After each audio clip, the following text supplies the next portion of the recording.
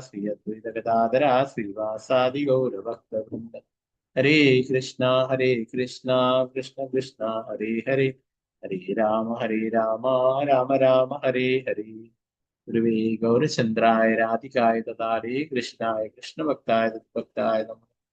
श्रील प्रभुपाद की जय, गुरु महाराज की जय, निताय गौर प्रेमानंदे। हरे हरे कृष्ण। मदेक बंधु मत्संगिन मद्गुरु मन्महादना निष्ठारगमद्भाग्या मदानंदानमुस्तुते। ग्रंथराज श्रीमद् भागवतम की जय।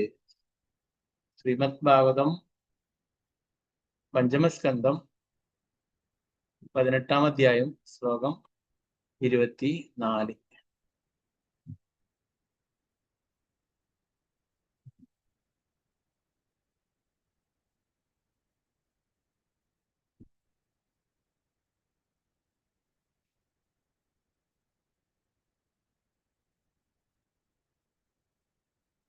അതായത് സ്ക്രീന് കാണാലോ അല്ലെ?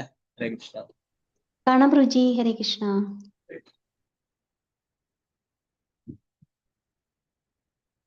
ഓം നമോ ഭഗവതേ വാസുദേവായ.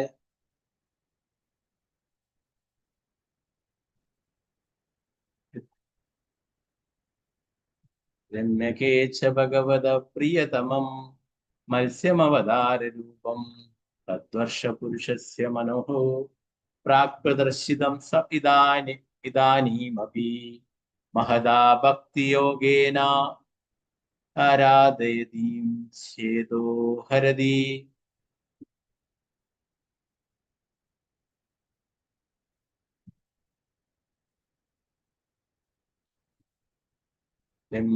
രമ്യകേ ച ഭഗവത പ്രിയതമം മത്സ്യമവതാരൂപം തദ്വർഷപുരുഷസ്യ മനോഃ പ്രാക്പ്രദർശിതം സ ഇദാനീമപി മഹദാ ഭക്തിയോഗേനാരാധയതീദം ചോദോ ഹരതി. രമ്യേക ച ഭഗവതാ പ്രിയതമം മത്സ്യമവതാരൂപം തദ്വർഷപുരുഷസ്യ മനോഃ പ്രാക്പ്രദർശിതം സ ഇദാനീമപി മഹദാ ഭക്തിയോഗേനാരാധയതീദം ചോദോ ഹരതി. ഹരേ കൃഷ്ണ. ചലോ. ഓം നമോ ഭഗവതേ വാസുദേവായ. ഓം നമോ ഭഗവതേ വാസുദേവായ. രമ്യകേ ച ഭഗവത പ്രിയതമം മത്സ്യമവതാരൂപം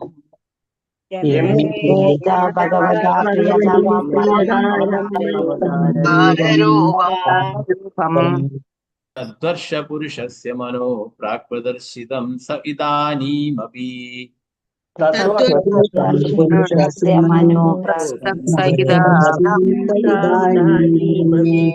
മഹദാ ഭക്തിയോഗേനാരാധയതീദം ചോദോ ഹരതി.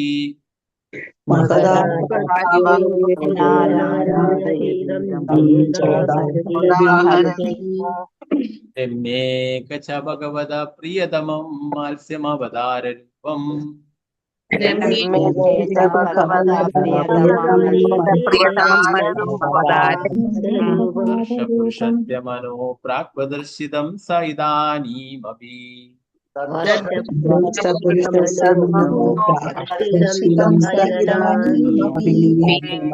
മഹദാ ഭക്തിയോഗേനാരാധയതീദം ചോദോ ഹരതി.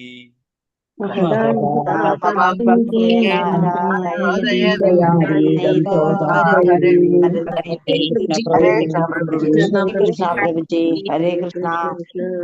ഹരേ കൃഷ്ണ. ഒരാളായിട്ട് ചൊല്ലിക്കൊള്ളു. മാലതി ചൊല്ലിക്കൊള്ളു. ഹരേ കൃഷ്ണ. ഹരേ കൃഷ്ണ പ്രഭുജി. ഓം നമോ ഭഗവതേ വാസുദേവായ. രമ്യകേ ച ഭഗവത പ്രിയതമം മത്സ്യമവതാരൂപം തദ്ദർശപുരുഷസ്യ മനോഃ പ്രാക്പ്രദർശിതം സ ഇദാനീമപി മഹദാ ഭക്തിയോഗേനാരാധയതീദം ചോദോ ഹരതി. ഹരേ കൃഷ്ണ പ്രഭുജി. ഹരേ കൃഷ്ണ. ഷാജി മാതാജി ചൊല്ലിക്കൊള്ളു. ഹരേ കൃഷ്ണ. ഹരേ കൃഷ്ണ പ്രഭുജി. ഓം നമോ ഭഗവതേ വാസുദേവായ. രമ്യകേ ച ഭഗവത പ്രിയതമം മത്സ്യമവതാരൂപം तद्वर्षपुरुषस्य मनो प्राक् प्रदर्शितं स इदानीमपि महता भक्तियोगेनाराधयतीदं चोदाहरति। हरे कृष्ण प्रभुजी। हरे कृष्ण रामेंद्र प्रभु हरे कृष्ण प्रभु हर्षभक्ति ओम नमो भगवते वासुदेवाय यम्यके च भगवतः प्रियतमं माल्स्यमवतार रूपं तद्वर्षपुरुषस्य मनो प्रदर्शितं स इदानीमपि महदा भक्तियोगेन राधयतीदं चोदाहरति।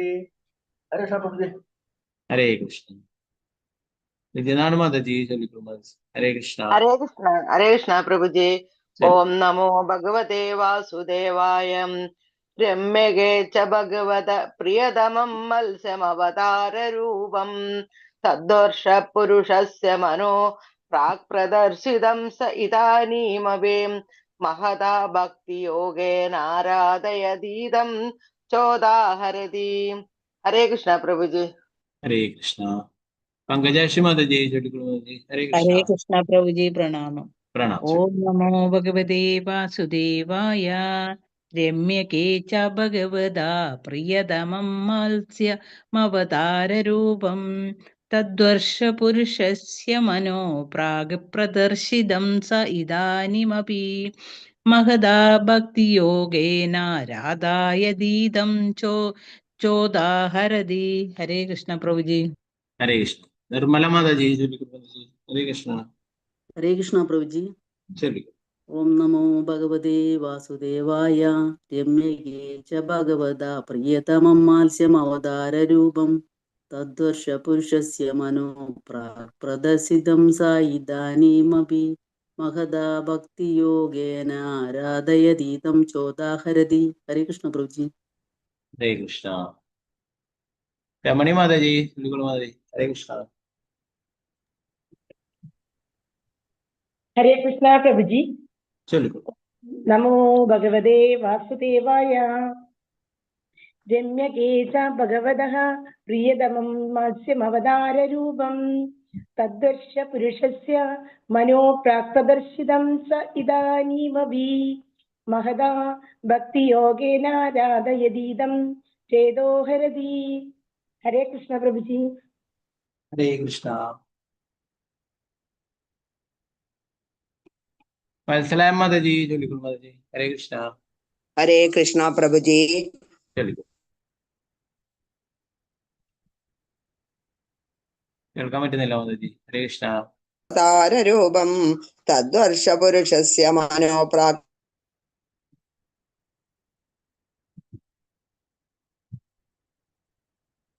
ചോദാഹരതി. ഹരേ കൃഷ്ണ പ്രഭുജി. ഹരേ കൃഷ്ണ അനുപ്രതി മാതാ ജി ചലിക്കൂ മാതാ. ഹരേ കൃഷ്ണ हरे कृष्णा प्रभु जी।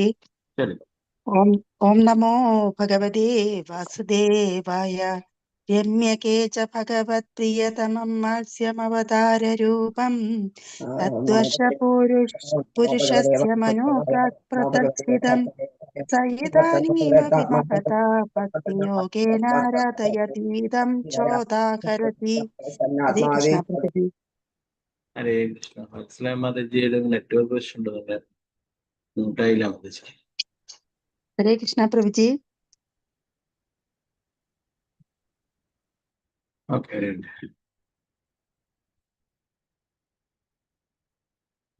ഓക്കെ സീതാരാമനുണ്ട് മാതാ ജി ചലിക്കൂ. ഹരേ കൃഷ്ണ हरे कृष्ण प्रभु जी। ओम नमो भगवते वासुदेवाय रम्यके च भगवतं प्रियतमं मत्स्यमवताररूपं तद्वर्षपुरुषस्य मनो प्राक् प्रदर्शितं स इदानीमपि महदा भक्तियोगेन आराधयतीदं चोदाहरति। हरे कृष्ण प्रभु जी। ഹരേ കൃഷ്ണ ഉഷ നായർ മാതാ ജി ചലിക്കൂ മാതാ ജി. ഹരേ കൃഷ്ണ हरे कृष्ण प्रभु जी। हरे कृष्ण। ओम नमो भगवते वासुदेवाय रम्यके च भगवतं प्रियतमं मार्स्यमवताररूपं तद्वर्षपुरुषस्य मनो प्राक् प्रदर्शितं स इदानीमपि महदा भक्तियोगेन राधयतीदं चोदहरति। हरे कृष्ण प्रभु जी। ഹരേ കൃഷ്ണ സ്വർണ്ണപ്രഭ മാതാ ജി ചലിക്കൂ മാതാ ജി. ഹരേ കൃഷ്ണ हरे कृष्णा प्रभु जी। ओम नमो भगवते वासुदेवाय। रम्यके च भगवत प्रियतमं माल्स्यमवतार रूपं तद्दर्श पुरुषस्य मनो प्राक् प्रदर्शितं स इदानीमपि महदा भक्तियोगेन आराधयतीदं चोदाहरति। हरे कृष्ण प्रभु जी। हरे कृष्णा। अनिता माता जी हरे कृष्णा। हरे कृष्णा प्रभु जी। चलिए। ओम नमो भगवते वासुदेवाय। रम्यके च भगवता प्रियतमं मत्स्यमवतार रूपं तद्वर्ष पुरुषस्य मनो प्राक् प्रदर्शितं स इदानीमपि महदा भक्तियोगेन आराधयतीदं चोदाहरति। हरे कृष्णा प्रभु जी। हरे कृष्णा। शारदा शिवसन देवदास माता जी हरे कृष्णा प्रभु जी। हरे कृष्णा। ओम नमो भगवते वासुदेवाय।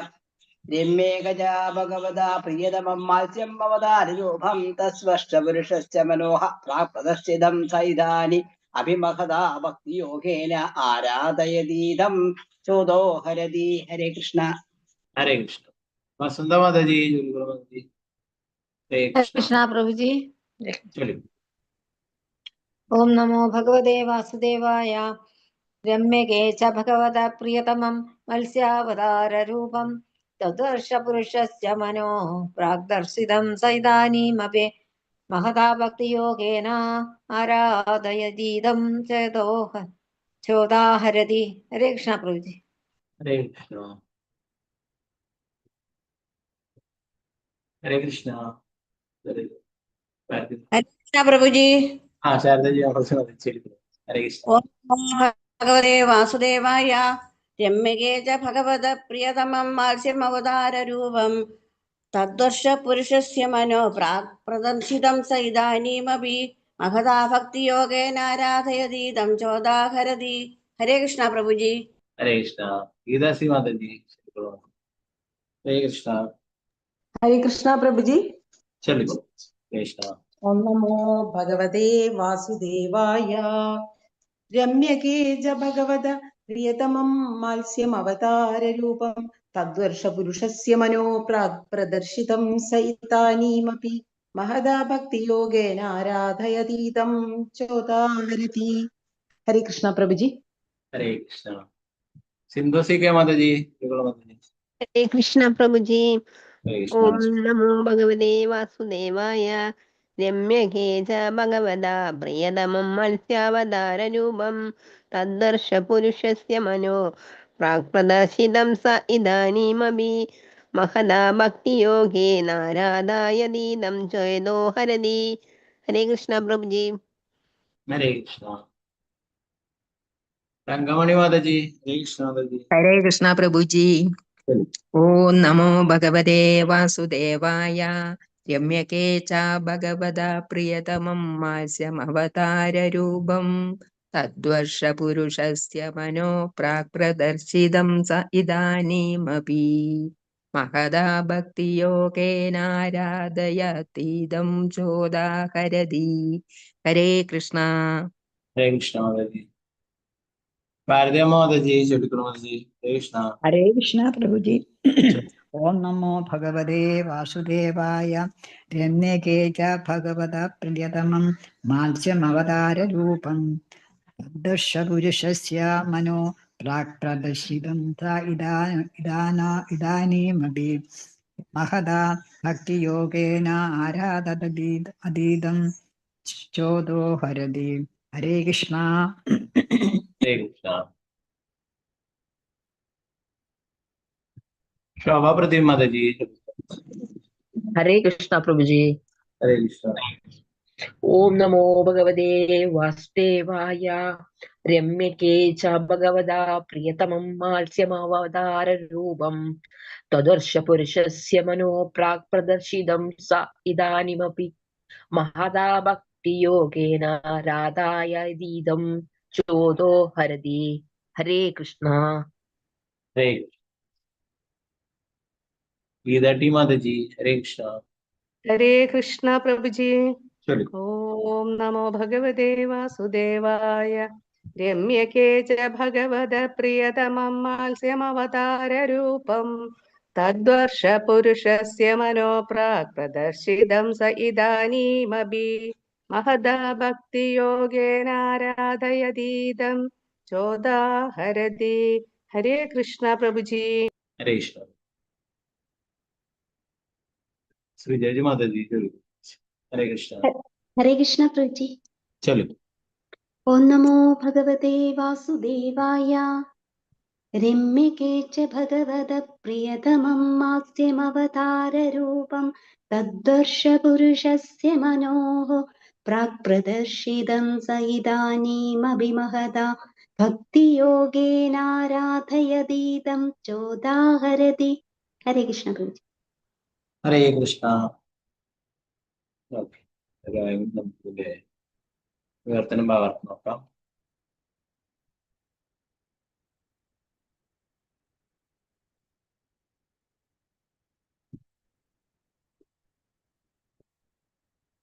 ഭാഗത്തിന് ശിവക്രിതാന്ത സാംസ്കൃത പ്രഭുപാദിച്ച്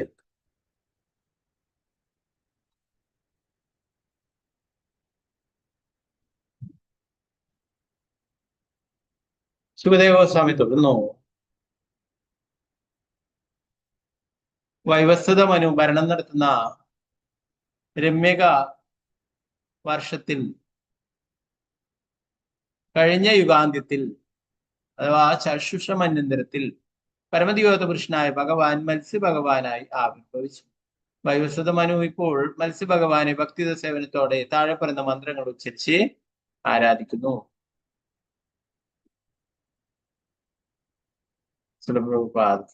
25ാമത്തെ ശ്ലോകം. ഓം നമോ ഭഗവതേ മുഖ്യതമായ നമഃ സത്വായ പ്രാണായുജസേ സഹസേ ബലായ മഹാമത്സ്യായ നമ ഇതി. ഓം നമോ ഭഗവതേ മുഖ്യതമായ നമഃ സത്വായ പ്രാണായുജസേ സഹസേ ബലായ മഹാമത്സ്യായ നമ ഇതി.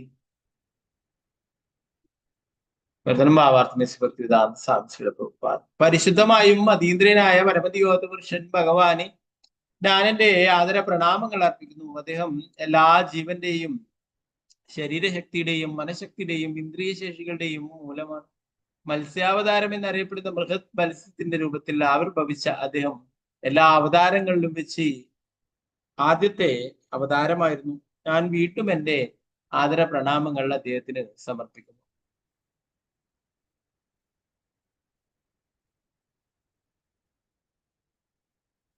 ഭാവാർത്ഥ ഭക്തിവേദാന്ത സാംസ്കൃത പ്രഭുപാദിച്ച് ശ്രീ ജയദേവ ഗോസ്വാമി ഇങ്ങനെ പാടുന്നു. പ്രളയപയോധി ജലേ ധൃതവാനസിവേദം വിഹിത വഹിത്ര ചരിത്രമഗേദം കേശവധൃതാമീന ശരീര ജയ ജഗദീശ ഹരി.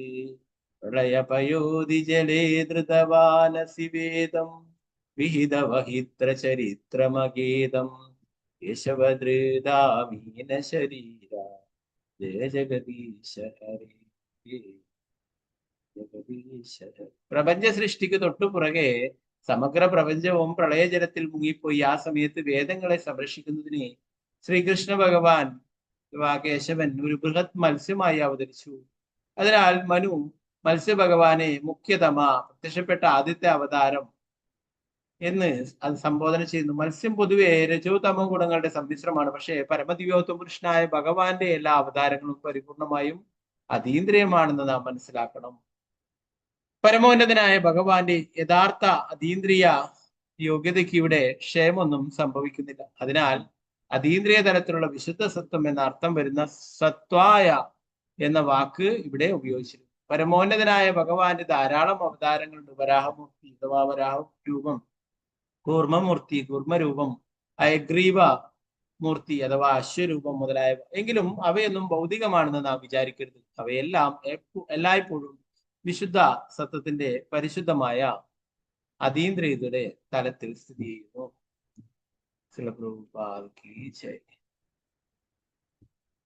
25 6ാമത്തെ ശ്ലോകം.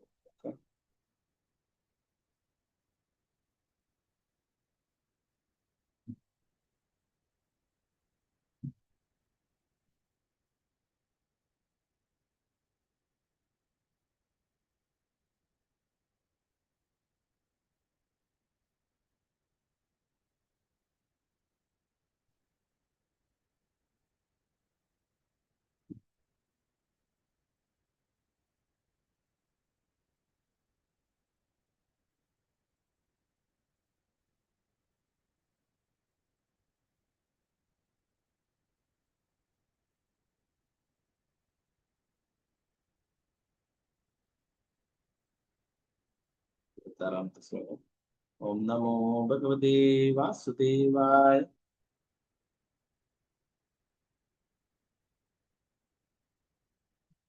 അന്തർബഹിശാഖില ലോകപാലകൈ ദൃഷ്ടരൂപോ വിചരസുരസ്വനഃ സ ഈശ്വരസ്തം യൈദം വശേനയാ നാംനാ യദാ ദാരുമയീം നരസ്ത്രിയം അന്തർബഹിശാഖില ലോകപാലകൈ ദൃഷ്ടരൂപോ വിചരസുരസ്വനഃ സ ഈശ്വരസ്തം യൈദം വശേ അനയാ നാംനാ യദാ ദാരുമയീം നരസ്ത്രിയം. എന്റെ പ്രിയപ്പെട്ട ഭഗവാനെ, ഒരു പാവകളിക്കാരൻ അവന്റെ നൃത്തം ചെയ്യുന്ന പാവകളെയും ഒരു ഭർത്താവ് അവന്റെ ഭാര്യയെയും നിയന്ത്രിക്കുന്നത് പോലെ അവിടുന്ന് ബ്രാഹ്മണർ, ക്ഷത്രിയർ, വൈശ്യർ, ശൂദ്രർ എന്നിങ്ങനെയുള്ള എല്ലാ ജീവസത്തകളെയും നിയന്ത്രിക്കും. അങ്ങ് പരമസാക്ഷിയും കൽപ്പന നൽകുന്നവനും ആയും എല്ലാവരുടെയും ഹൃദയത്തിനകത്തും പുറത്തുമുണ്ടെങ്കിലും സമൂഹം, സമുദായം, രാജ്യം മുതലായവകളുടെ നേതാക്കന്മാർ എന്ന് പറയപ്പെടുന്നവർക്ക് അങ്ങയെ മനസ്സിലാക്കാൻ കഴിയില്ല. വൈദിക മന്ത്രങ്ങൾ ശ്രവിക്കുന്നവർക്ക് മാത്രമേ അങ്ങയെ പ്രശംസിക്കുവാൻ കഴിയൂ. ഭാവാർത്ഥമേസി ഭക്തിവേദാന്ത സ്വാമി ശ്രീ പ്രഭുപാദ്. പരമദിവ്യോത്ത പുരുഷനായ ഭഗവാൻ അന്തർബഹി, എല്ലാറ്റിന്റെയും അകത്തും പുറത്തും സ്ഥിതി ചെയ്യുന്ന ആളാണ്. ഒരുവൻ നിർബന്ധമായും ഭഗവാന്റെ ബാഹ്യശക്തി മൂലമുള്ള മായയെ തരണം ചെയ്യുകയും അദ്ദേഹത്തിന്റെ ബാഹ്യ അന്തര സാന്നിധ്യം സ്വയം ബോധ്യമാക്കുകയും ചെയ്യണം. കൃഷ്ണൻ ഈ ലോകത്തിൽ പ്രത്യക്ഷനായത്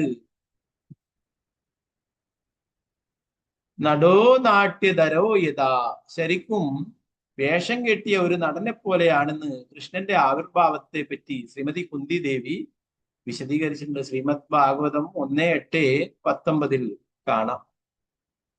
ഭഗവത്ഗീത 18:61 കൃഷ്ണൻ പറയുന്നു,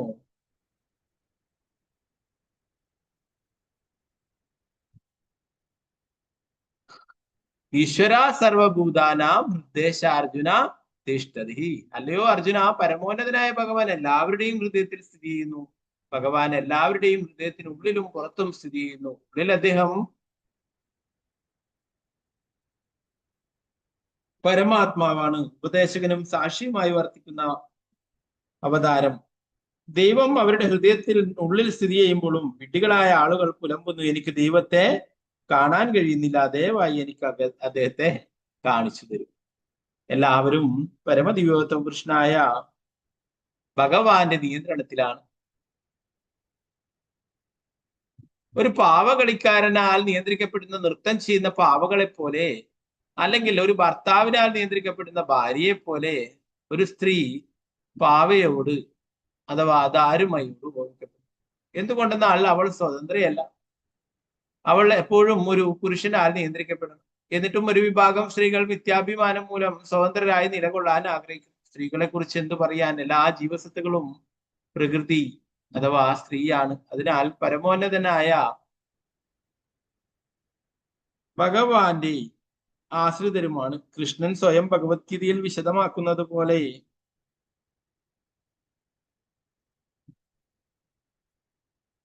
അപരേയം ഇതസ്ത്വാ അന്യം പ്രകൃതി വിദ്യമേ പരാം. ദിവസത്തെ ഒരിക്കലും സ്വതന്ത്രനല്ല, ഏത് സാഹചര്യത്തിലും അവൻ ഭഗവാന്റെ കാരുണ്യത്തിൽ ആശ്രിതനാണ്.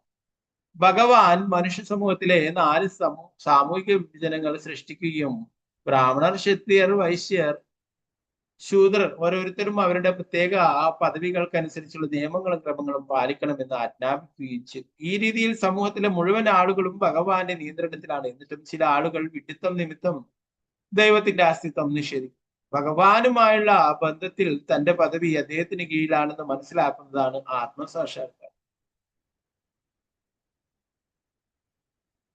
ഈ ഉണർവിലേക്ക് വരുമ്പോൾ ഒരുവൻ പരമദിവ്യോത്തപുരുഷനായ ഭഗവാന് സമർപ്പിതനാവുകയും ഭൗതിക ശക്തിയുടെ കുരുക്കുകളിൽ നിന്ന് മോചിതനാവുകയും ചെയ്യും. മറ്റു വാക്കുകളിൽ, ഒരുവൻ ഭഗവാന്റെ പാദപങ്കജങ്ങളിൽ സ്വയം സമർപ്പിക്കാത്ത പക്ഷം അവന്റെ മേലുള്ള ഭൗതിക ശക്തിയുടെ നിയന്ത്രണം നാനാ രീതികളിൽ തുടരും.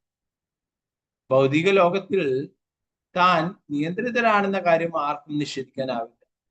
ഈ ഭൗതിക ലോകത്തിന് മീതെ അസ്തിത്വമുള്ള പരമോന്നതനായ ഭഗവാൻ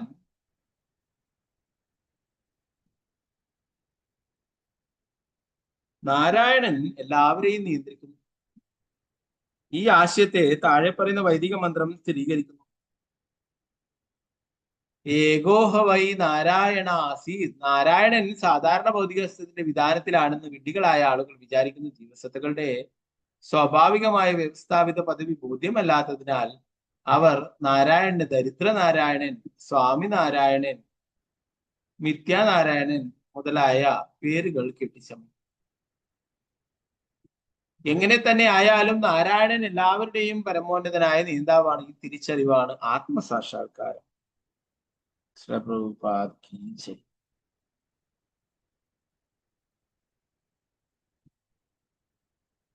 അടുത്തൊരു ശ്ലോകം കൂടി നോക്കാം. 27-ാമത്തെ.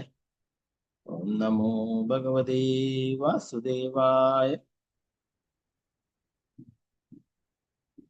യം ലോകപാലാഖില മത്സരജ്വരാ ജിത്വായതന്തോ വിപൃതക്സമേത്യ ച പാദന്നശേഗുർദ്വിപദശതപുഷ്പദഃ സരീസൃപം സ്ഥാണുനി തത്ര ദൃശ്യത്തെ. യം ലോകപാലാഖില മത്സരജ്വരാ ജിത്വായതന്തോ വിപൃതക്സമേത്യ ച പാദുന്നശേഗുർദ്വിപദശതുഷ്പദഃ സരീസൃപം സ്ഥാണുനി തത്ര ദൃശ്യത്തെ.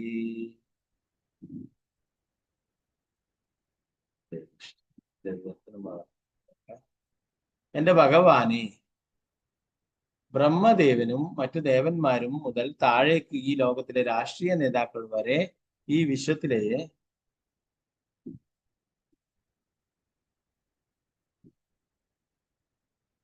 മഹാനേതാക്കളെല്ലാം അങ്ങയുടെ ആധികാരികതയിൽ അസൂയാലുക്കൾ ആണ്. അങ്ങയുടെ സഹായമില്ലാതെ അവർക്ക് ഒറ്റയ്ക്കായോ കൂട്ടായോ ഈ പ്രപഞ്ചത്തിലെ അസംഖ്യം വരുന്ന ജീവസത്തുക്കളെ സംരക്ഷിക്കുവാനാവില്ല. മനുഷ്യജീവികളും നാനാതരം പക്ഷിമൃഗാദികളും വൃക്ഷലതാദികളും ഉൾപ്പെടെ ഈ ഭൗതിക ലോകത്തിൽ കാണപ്പെടുന്ന എല്ലാറ്റിന്റെയും യഥാർത്ഥ സംരക്ഷകൻ അവിടുന്ന് മാത്രമാണ്.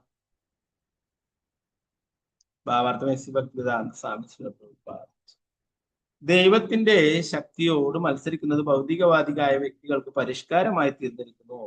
ശാസ്ത്രജ്ഞൻ എന്ന് പറയപ്പെടുന്നവർ അവരുടെ പരീക്ഷണശാലകളിൽ ജീവസത്തുക്കളെ ഉത്പാദിപ്പിക്കുവാൻ ശ്രമിക്കുമ്പോൾ പരമദിവ്യോത്തപുരുഷനായ ഭഗവാന്റെ അഭിരുചിയെയും കഴിവിനെയും ചോദ്യം ചെയ്യുക എന്നത് മാത്രമാണ് അവരുടെ ലക്ഷ്യം. ഇത് വ്യാമോഹം എന്ന് വിളിക്കുന്നു.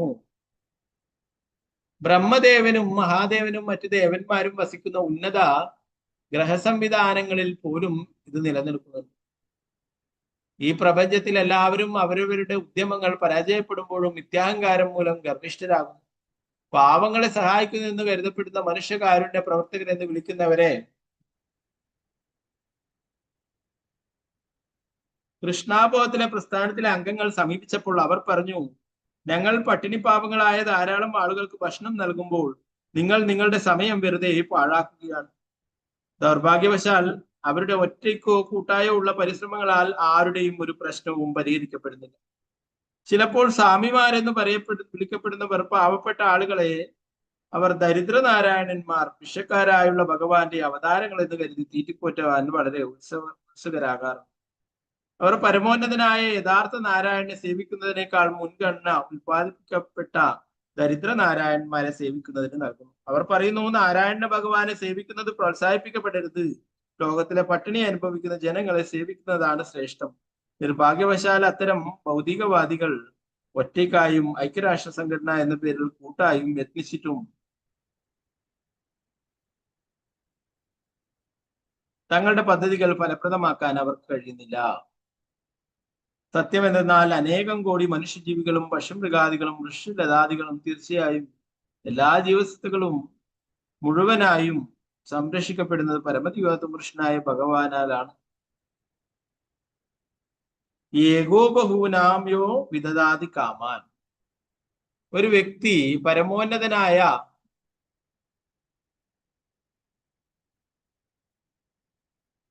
ഭഗവാൻ മറ്റെല്ലാ ജീവസത്തുക്കളുടെയും ജീവിതത്തിന് ആവശ്യമായതെല്ലാം നൽകുന്നു. നാരായണന്റെ പരമദിവ്യാത്മ പുരുഷനായ ഭഗവാന്റെ പ്രാമാണികതയെ വെല്ലുവിളിക്കുകയാണ് അസുരന്മാരുടെ അഥവാ രാക്ഷസന്മാരുടെ എന്നത്തെയും പ്രവൃത്തി.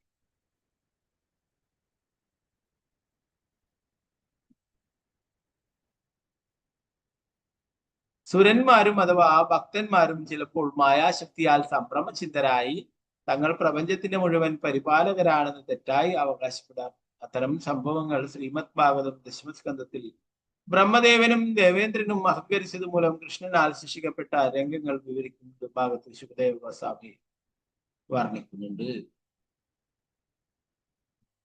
പ്രഭുപാദ് കി ജയ്. നാരായണ നമസ്കൃത്യ നരം ചൈവ നരോത്തമം ദേവീം സരസ്വതി വ്യാസം തതോ ജയമുദ്രേ. നഷ്ടപ്രായേഷു ഭദ്രേഷു നിത്യം ഭാഗവത സേവയാ ഭഗവതി ഉത്തമ ശ്ലോകേ ഭക്തിർഭവതി നൈഷ്ഠികേ. മൂകം കരോതി വാചാലം പങ്കും ലംഘയതേ ഗിരിം യത്കൃപാതമഹം വന്ദേ ശ്രീഗുരു ദീനധാരണം പരമാനന്ദമാധവം. ശ്രീചൈതന്യേശ്വരം നമോ വിഷ്ണുപാദായ കൃഷ്ണപൃഷ്ഠായ ഭൂതലേ ശ്രീമതേ ഭക്തിവേദാന്ത സ്വാമിന്നിധി നാമിനി നമസ്തേ സാരസ്വതേ ദേവി ഗൗരവാണി പ്രചാരിണേ നിർവിശേഷ ശൂന്യവാദി പാശ്ചാത്യദേശധാരിണേ. ജയ ശ്രീകൃഷ്ണ ചൈതന്യ പ്രഭു നിത്യാനന്ദ ശ്രീ അദ്വൈത ഗദാധര ശ്രീവാസാദി ഗൗരഭക്തവൃന്ദ.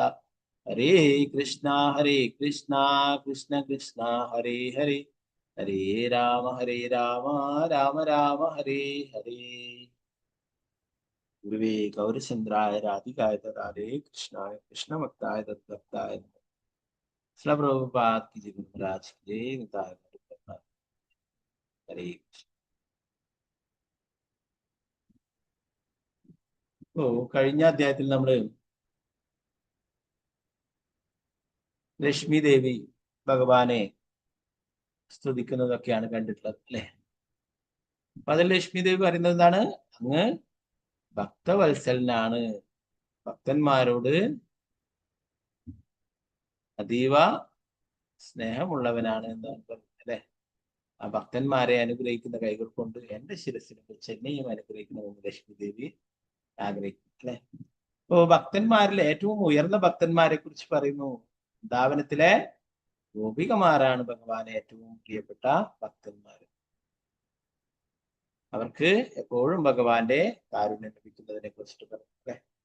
പിന്നീട് ചില ആൾക്കാരൊക്കെ ലക്ഷ്മി നാരായണന്മാരെ ആരാധിക്കും അല്ലെ. അപ്പൊ അതിനെ കുറിച്ചിട്ടും ഭാവാർത്ഥത്തില് ശ്രീ ചൈതന്യ മഹാപ്രഭു പറയുന്നതിനെ കുറിച്ചിട്ട് അതിൽ പറയുന്നു അല്ലെ. അത് നമ്മൾ ഇന്നലെ പഠിച്ചു അല്ലെ. അപ്പൊ അതില് വെങ്കടഭട്ട് എന്ന് പറയുന്നു അല്ലെ. ആ വെങ്കടഭട്ടിന്റെ ശ്രീരംഗത്തിലുള്ള വെങ്കടഭട്ടിന്റെ മകനാണ് ഗോപാൽ ഭട്ട ഗോസ്വാമി. അദ്ദേഹത്തിന്റെ ആവിർഭാവ തിഥിയാണ്. അപ്പോ ആ സമയത്തില് വെങ്കടഭട്ടിന്റെ ഗൃഹത്തില് ചാതുർമാസ്യക്കാലം 4 മാസക്കാലം സാക്ഷാൽ ഭഗവാൻ ശ്രീ ചൈതന്യ മഹാപ്രഭു താമസിക്കുകയുണ്ടായി. ഓ നമുക്കറിയാം, ഭാരത സന്ദർശനം നടത്തുകയുണ്ടായി ശ്രീ ചൈതന്യ മഹാപ്രഭു. ഇതിൽ മുഴുവനായിട്ടും ഓരോരോ നഗരങ്ങളിലും ഗ്രാമങ്ങളിലും ഒക്കെ വലിയ വലിയ ക്ഷേത്രങ്ങളിലും ഒക്കെ ദർശനം നടത്തുകയുണ്ടായി. ഇപ്പൊ നമ്മള് നേരത്തെ പറഞ്ഞിട്ടുണ്ടായിരുന്നു, അതിന്റെ ഓർമ്മയ്ക്കായിട്ട് ശ്രീല ഭക്തി സിദ്ധാന്ത സരസ്വതി ഠാക്കൂർ പ്രഭുപാദ് മഹാരാജിന്റെ ആഗ്രഹമായിരുന്നു ശ്രീ ചൈതന്യ മഹാപ്രഭുവിന്റെ തൃപ്പാദങ്ങള്, ആ പാദചിഹ്നങ്ങള് ശ്രീ ചൈതന്യ മഹാപ്രഭു സഞ്ചരിച്ചിട്ടുള്ള സ്ഥലങ്ങളിലൊക്കെ സ്ഥാപിക്കണമെന്നുള്ളത്, ആ ക്ഷേത്രങ്ങളിലൊക്കെ സ്ഥാപിക്കണമെന്നുള്ളത് ശ്രീല പ്രഭുപാദരുടെ ഗുരു ആയിട്ടുള്ള ഭക്തി സിദ്ധാന്ത സരസ്വതി ഠാക്കൂർ പ്രഭുപാദ് മഹാരാജിന്റെ ആഗ്രഹമായിരുന്നു. ആ ആഗ്രഹം ശ്രീല പ്രഭുപാദരുടെ ശിഷ്യനായിട്ടുള്ള നമ്മുടെ ഗുരു മഹാരാജായിട്ടുള്ള പരമപൂജ്യ ശ്രീല ജയപതാക സ്വാമി ഗുരു മഹാരാജ് ആ സേവനം നിർവഹിക്കുകയുണ്ടായി. ധാരാളം സ്ഥലങ്ങൾ ശ്രീ ചൈതന്യ മഹാപ്രഭു സഞ്ചരിച്ചിട്ടുള്ള വലിയ വലിയ ക്ഷേത്രങ്ങളിലൊക്കെ ശ്രീ ചൈതന്യ മഹാപ്രഭുവിന്റെ തൃപ്പാദം, ആ പാദചിഹ്നങ്ങള് പ്രതിഷ്ഠിക്കുകയുണ്ടായി. തിരുവനന്തപുരം ശ്രീ പത്മനാഭ സ്വാമി ക്ഷേത്രം കുറെ വർഷം 20-25 വർഷങ്ങൾക്ക് മുന്നേ അങ്ങനും അവിടെ ശ്രീ ചൈതന്യ മഹാപ്രഭുവിന്റെ തൃപ്പാദം പ്രതിഷ്ഠിച്ചിട്ടുണ്ടായിരുന്നു. ഇപ്പൊ വേറെ കുറെ ക്ഷേത്രങ്ങൾ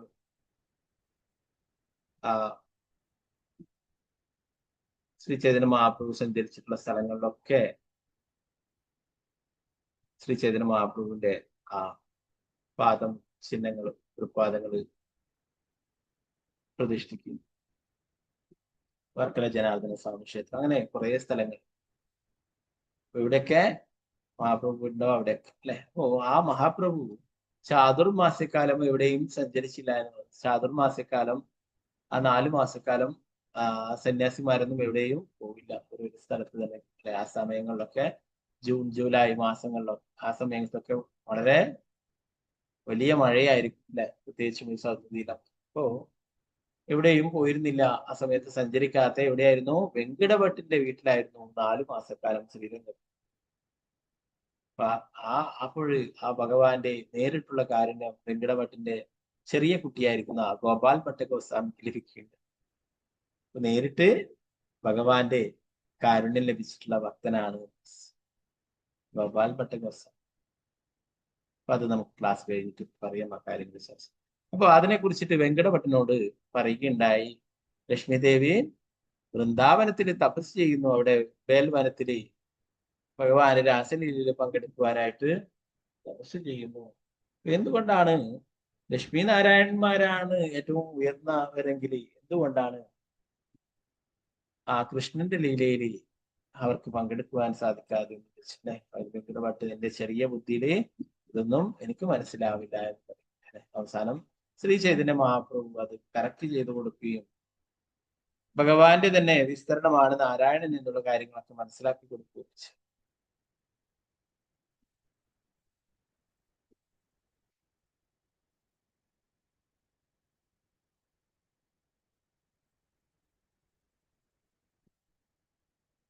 ഇന്നെടുത്തുള്ള ശ്ലോകത്തിലെ ഭഗവാന്റെ മത്സ്യാവതാരത്തെ കുറിച്ചിട്ടാണ്.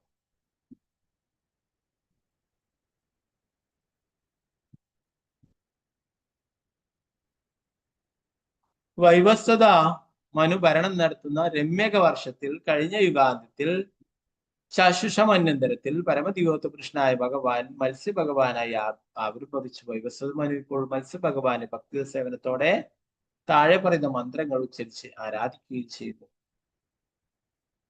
ഈ ഒരു ശ്ലോകത്തിലെ മത്സ്യാവതാരത്തെ കുറിച്ച് പറഞ്ഞു. നേരത്തെ നമ്മൾ പല അവതാരങ്ങളെ കുറിച്ച് പറഞ്ഞു, നരസിംഹ ഭഗവാന്റെ അവതാരത്തെ കുറിച്ചിട്ട്.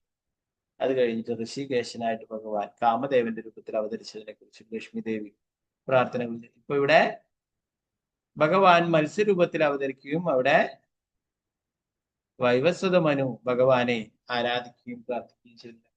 ഈ കാര്യങ്ങൾ നമ്മൾ നേരത്തെ വിവിധ അവതാരങ്ങളെ കുറിച്ച് പഠിക്കുമ്പോൾ ശ്രീമദ് ഭാഗവതം 1-ാം സ്കന്ധം 3-ാം അധ്യായത്തിൽ നമ്മൾ പഠിക്കേണ്ടത് അല്ലെ. 3-ാം അധ്യായത്തിൽ 15-ാമത്തെ ശ്ലോകത്തിൽ പറയുന്നുണ്ട്,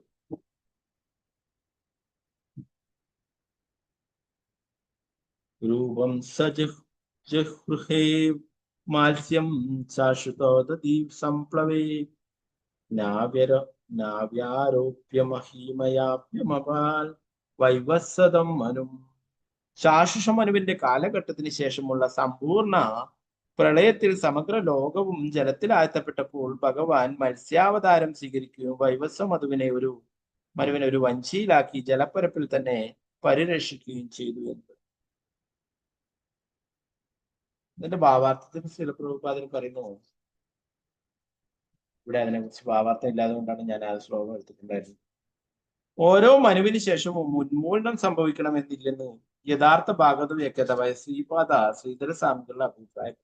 എങ്കിലും ചാഷുഷ മനുവിന്റെ കാലശേഷം സംഭവിച്ച ഈ പ്രളയം സത്യവ്രതന് ചില അത്ഭുതങ്ങൾ കാട്ടിക്കൊടുക്കുവാനായി ഉണ്ടായതാകുമെന്ന് അഭിപ്രായപ്പെടുന്നു. എന്നാൽ വിഷ്ണു ധർമ്മോത്തരം, മാർക്കണ്ഡേയ പുരാണം, മരിവംശം എന്നീ ആധികാരിക ശാസ്ത്രങ്ങളിൽ ഓരോ മനുവിന് ശേഷവും സദാ പ്രളയം സംഭവിക്കുന്നതെന്നും സുവ്യക്തമായി പ്രതിപാദിച്ചിരിക്കുന്നതായി സ്പഷ്ടമായ തെളിവ് സഹിതം ശ്രീ ജീവഗോസ്വാമി പ്രസ്താവിച്ചു. ശ്രീ വിശ്വനാഥ ചക്രവർത്തി ശ്രീ ജീവഗോസ്വാമിയെ പിന്താങ്ങുകയും ഓരോ മനുവിന് ശേഷമുള്ള ഈ പ്രളയത്തെ ഭാഗവതാമൃതത്തിൽ നിന്നുള്ള ഉദ്ധരണികൾ ആധികാരികമായി ചൂണ്ടിക്കാണിക്കുകയും ചെയ്യും.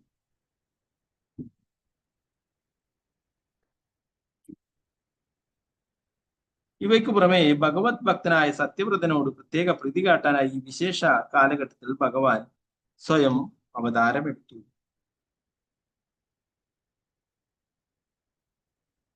ഇപ്പോ 2 പ്രാവശ്യം ഭഗവാൻ മത്സ്യ അവതാരമെടുത്തതിനെ കുറിച്ച് പറയുന്നു. ഒന്ന് നേരത്തെ പറഞ്ഞു, ബ്രഹ്മാവിൽ നിന്നും വേദങ്ങൾ നഷ്ടപ്പെട്ടപ്പോൾ അല്ലെ, ആ വേദങ്ങൾ തിരിച്ചെടുക്കുവാനായിട്ട് ഭഗവാൻ തിരിച്ചു കൊണ്ടുകൊടുക്കുവാനായിട്ട് മത്സ്യാവതാരം എടുത്തതിനെ കുറിച്ച് പറഞ്ഞു. പിന്നെ രണ്ടാമതായിട്ട് ശാശ്വത മന്വന്തരത്തിൽ അല്ലെ സത്യവ്രത മഹാരാജാവിന് കാരുണ്യം നൽകാനായിട്ട് ഭഗവാൻ അവതരിക്കുകയുണ്ടായി. അപ്പൊ അത് ലീലകളെ കുറിച്ച് നേരത്തെ പഠിക്കുകയുണ്ടായി നമ്മളെ. സത്യവ്രത മഹാരാജാവിന് ഒരു ചെറിയ മത്സ്യത്തെ കിട്ടുകയും അല്ലെ, അതിനെ കൈക്കുമ്പിള്ളാക്കുകയും പിന്നീട് കമണ്ടുവിലാക്കുകയും അങ്ങനെ കൊണ്ടുപോവുകയും അത് പിന്നീട് വളർന്നു വരുമ്പോഴേ പിന്നീട് അതിനെ കിണറിലിട്ടു അല്ലെ, പിന്നീട് കുറച്ച് കഴിഞ്ഞ് അതിനെ കൊണ്ടുപോയിട്ടൊരു പുഴയിലിട്ടു അല്ലെ, അങ്ങനെ അവസാനം അത് ഏറ്റവും വലുതായിട്ട് വരികയും ഒരു സമുദ്രത്തിൽ കൊണ്ടുപോവുകയും അല്ലെ, അത്രയും വലിയ ആ രൂപം വേറെ ആരുമല്ല, സാക്ഷാൽ ഭഗവാൻ തന്നെയാണ് സത്യവ്രത മഹാരാജാവിന് മനസ്സിലാവുകയും അദ്ദേഹം ഭഗവാൻ പ്രാർത്ഥനകൾ അർപ്പിക്കുകയൊക്കെ ചെയ്യും. ഭഗവാന്റെ കാരുണ്യം അല്ലെ. അങ്ങനെ ആ രണ്ടാമത്തെ പ്രാവശ്യം അവതരിച്ചിട്ടുള്ള ആ ഭഗവാന്റെ മത്സ്യാവതാരത്തെ കുറിച്ചിട്ടാണ് പറയുന്നത് ചാഷുഷ മന്വന്തരത്തിൽ.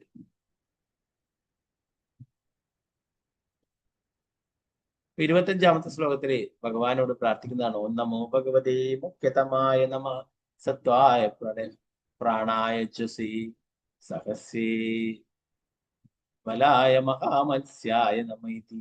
പരിശുദ്ധമായും അതീന്ദ്രിയനായ പരമദിവ്യോത്ത പുരുഷൻ ഭഗവാൻ ഞാൻ്റെ ആദര പ്രണാമങ്ങൾ അർപ്പിക്കുന്നു. അദ്ദേഹം എല്ലാ ജീവന്റെയും ശരീരശക്തിയുടെയും മനഃശക്തിയുടെയും ഇന്ദ്രിയ ശേഷികളുടെയും മൂലമാണ് മത്സ്യാവതാരൻ എന്നറിയപ്പെടുന്ന ബൃഹത് മത്സ്യരൂപത്തിൽ ആവിർഭവിച്ച അദ്ദേഹം എല്ലാ അവതാരങ്ങളും വെച്ച് ആദ്യത്തെ അവതാരമായിരുന്നു. ഞാൻ വീണ്ടും എൻ്റെ ആദര പ്രണാമങ്ങൾ അദ്ദേഹത്തിന്. ഭഗവാൻ ഏത് രൂപത്തിലും അവതരിക്കുന്നു അല്ലെ, ഓരോരോ ലീലകൾ ചെയ്യാനായിട്ട് ഓരോ രൂപങ്ങളുടെ അവതരിക്കുന്നു. അപ്പോൾ അതൊക്കെ ഭഗവാന്റെ അതീന്ദ്രിയ രൂപം തന്നെയാണ് അല്ലെ, അത് ഭഗവാനിൽ നിന്നും ഒട്ടും വ്യത്യസ്തമല്ല. ധാരാളം അവതാരങ്ങളെ കുറിച്ച് ശ്രീമദ് ഭാഗവതം 1-ാം സ്കന്ധത്തിൽ തന്നെ നമ്മൾ പഠിക്കുന്നുണ്ടായി അല്ലെ.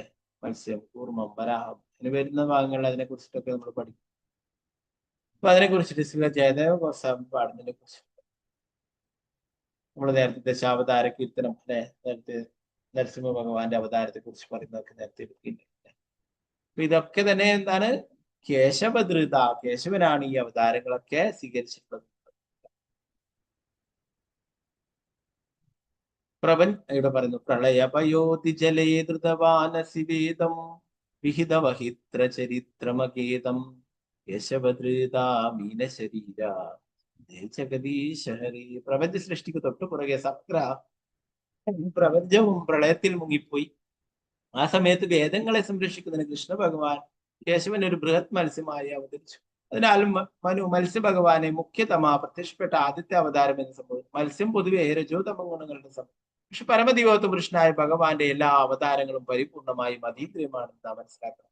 പരമോന്നതനായ ഭഗവാന്റെ യഥാർത്ഥ യോഗ്യതയ്ക്ക് ഇവിടെ ക്ഷയമൊന്നും സംഭവിക്കുന്നത്. അതിനാൽ അതീന്ദ്രിയ തലത്തിലുള്ള വിശുദ്ധ സത്വം എന്ന അർത്ഥം വരുന്ന സത്വായ എന്ന വാക്ക് ഇവിടെ ഉപയോഗിച്ചു. പരമോന്നതനായ ഭഗവാന്റെ ധാരാളം അവതാരങ്ങളുണ്ട്. വരാഹമൂർത്തി, കൂർമ്മമൂർത്തി, ഹയഗ്രീവമൂർത്തി മുതലായവയെങ്കിലും അവയൊന്നും ഭൗതികമാണെന്ന് വിചാരിക്കരുത്. അവയെല്ലാം എല്ലായ്പ്പോഴും വിശുദ്ധ സത്വത്തിന്റെ പരിശുദ്ധമായിട്ടുള്ള അതീന്ദ്രിയതയുടെ തലത്തിൽ ഭഗവാൻ പല രൂപത്തിലും അവതരിച്ചിട്ടുണ്ട്. അപ്പൊ അതിന് ഒരു സാധാരണ മൃഗമായിട്ടോ അല്ലെ സാധാരണ ഒരു ജീവിയായിട്ടോ നമ്മൾ ഒരിക്കലും കണക്കാക്കരുത് എന്ന് പ്രഭുപാദർ പറഞ്ഞു. ഭഗവാനെ ഏത് രൂപം വേണമെങ്കിലും കൊടുക്കാം. ഓരോ ലീലയുടെ ഭാഗമായിട്ട് പലതരത്തിലുള്ള വ്യത്യസ്ത രൂപങ്ങൾ സ്വീകരിക്കുന്നു. എന്നാൽ ആ രൂപങ്ങൾ സ്വീകരിച്ചു എന്ന് വിചാരിച്ചിട്ട് ആ ജീവിയായിട്ട് ഒരിക്കലും മാറുന്നില്ല. ഇവിടെ മത്സ്യമായിട്ട് അവതരിച്ചു. സാധാരണ മത്സ്യത്തിനൊരു ലിമിറ്റ് ഉണ്ടല്ലേ, ഇത്ര വലിപ്പം. എന്നാലേ ആ സമുദ്രത്തിന് പോലും ഉൾക്കൊള്ളാൻ പറ്റാത്ത വിധം ഭഗവാൻ വലുതായിട്ട് മാറുകയുണ്ട്. അഥവാ അതുപോലെ കൂർമ്മ അവതാരം ഭഗവാൻ എടുക്കുന്നുണ്ട്. അതിലൊക്കെ ഇപ്പൊ നമ്മൾ എടുത്ത് വരുന്ന ശ്ലോകങ്ങളൊക്കെ പഠിക്കും. ഇപ്പൊ കൂർമ്മ ഭഗവാനായിട്ട് മന്ദരപർവ്വതത്തിൽ തന്റെ ആ ശരീരത്തിന് പുറകില് അല്ലെ എടുത്തുയർത്തുകയുണ്ടായി. അത് ഇളകി പോകുന്ന പലായും അതിന്റെ രീതിയിൽ അങ്ങനെ ഓരോ രൂപങ്ങൾ നോക്കി വരാഹമൂർത്തിയായിട്ട് അവതരിച്ചു. ഒരു പന്നിയുടെ രൂപം ഒരു ചെറിയൊരു രൂപമാണ് അല്ലെ. എന്നാൽ ഇതൊരു ആനയോളം വലിപ്പമുള്ള രൂപമായിട്ട് മാറുകയുണ്ടായിരുന്നു. ചെറിയതായിട്ട് വന്നിട്ട് പിന്നീട് വലുതായി ആനയുടെ വലിപ്പമുള്ള ആ രൂപമായിരുന്നു വരാഹമൂർത്തിയുടെ. അങ്ങനെ ഓരോ ജീവിയുടെ രൂപത്തിലാണ് ഭഗവാൻ അവതരിച്ചിട്ടുണ്ടെങ്കിലും അതൊക്കെ അതീന്ദ്രിയമായിട്ടുള്ളതാണ്. ഒരിക്കലും നമ്മൾ ഭൗതികമാണെന്ന് വിചാരിക്കരുത്.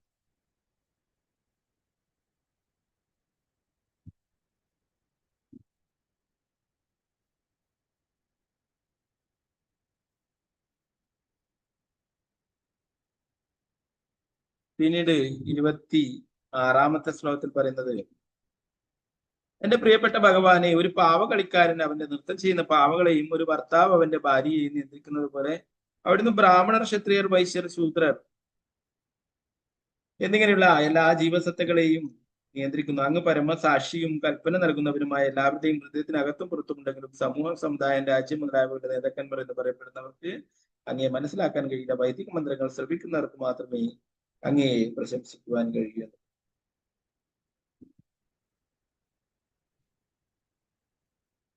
എല്ലാ ജീവസത്തകളെയും നിയന്ത്രിക്കുന്നത് ഭഗവാനാണ് അല്ലെ. അപ്പൊ അതുകൊണ്ട് പറയുന്നു, ഒരു പാവ കളിക്കാരൻ പാവകളെ നിയന്ത്രിക്കുന്നത് പോലെ, അതുപോലെ ഒരു ഭർത്താവ് അവന്റെ ഭാര്യയെ നിയന്ത്രിക്കുന്നത്. രണ്ടു തരത്തിലും പറയാം. അപ്പോ ഭാര്യ ഭർത്താവിനെ നിയന്ത്രിക്കുന്നത്. അപ്പോ അതൊക്കെ പോലെ എല്ലാവരുടെയും നേതാവ് അല്ലെ ഭഗവാനാണ് അല്ലെ. നമ്മൾ കഴിഞ്ഞ ക്ലാസ്സിലൊക്കെ പഠിക്കുകയുണ്ടായി. മഹാദേവനും അല്ലെ ബ്രഹ്മാവും എല്ലാവരും ആരാധിക്കുന്നത്, എല്ലാവരും വന്നിട്ടുള്ളത് ആ ഭഗവാനിൽ നിന്നാണ്. എല്ലാവരുടെയും ഭഗവാൻ ഭഗവത്സിൽ ഭൗതിക ആധ്യാത്മിക ലോകങ്ങളുടെ ഒക്കെ ഉറവിടം ഞാനാണ്. അതിനെയൊക്കെ നിയന്ത്രിക്കുന്നത് ഭഗവാനാണ്. എല്ലാറ്റിന്റെയും നിയന്താവ് ഭഗവാനാണ്. ഭഗവാന്റെ കയ്യിലെ ഒരു വെറും പാവ പോലെയാണ് എല്ലാവരും പ്രവർത്തിക്കുന്നത്. പ്രഭുപാദർ അതാണ്. പ്രഭുപാദർ ജലദൂതയില് അമേരിക്കയിൽ എത്താറായപ്പോൾ അവിടുന്ന് ആ കപ്പലിൽ വെച്ചിട്ട് ഒരു ബംഗാളി കവിത എഴുതുന്നുണ്ട്, ഓരോ കൃപാകവിലെ കൃഷ്ണ എന്ന് പറഞ്ഞു. അപ്പൊ അതില് പ്രഭുപാദർ പറഞ്ഞു, ഞാൻ അങ്ങയുടെ കയ്യിലെ വെറും ഒരു പാവയാണ്. അങ്ങക്ക് എന്ത് വേണമെങ്കിലും എന്നെ കൊണ്ട് ചെയ്യിക്കാം. അങ്ങ് ആഗ്രഹിക്കുന്നു ഇവിടെയുള്ള ഈ ജനങ്ങളൊക്കെ, പാശ്ചാത്യ ദേശത്തുള്ള ഈ ജനങ്ങളൊക്കെ കൃഷ്ണാബോധം സ്വീകരിക്കണം, അവരൊക്കെ കൃഷ്ണഭക്തന്മാരാകണമെന്ന് അങ്ങ് ആഗ്രഹിക്കുന്നുണ്ടെങ്കിൽ തീർച്ചയായിട്ടും അങ്ങ് എനിക്ക് അതിനുള്ള കഴിവ് തരണം. എനിക്ക് യാതൊരു കഴിവുമില്ല, ഞാനൊരു വെറും യാചകനാണ്.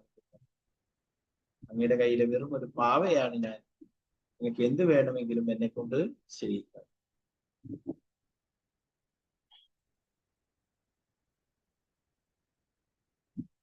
പ്രഭുപാദർ അതിന്റെ ഭാവാർത്ഥം പറയുന്നു,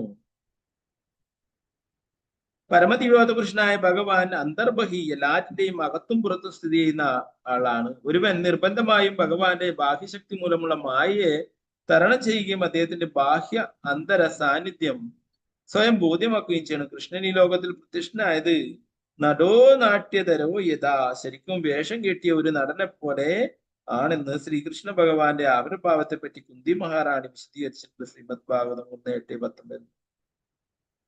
എന്താണ്?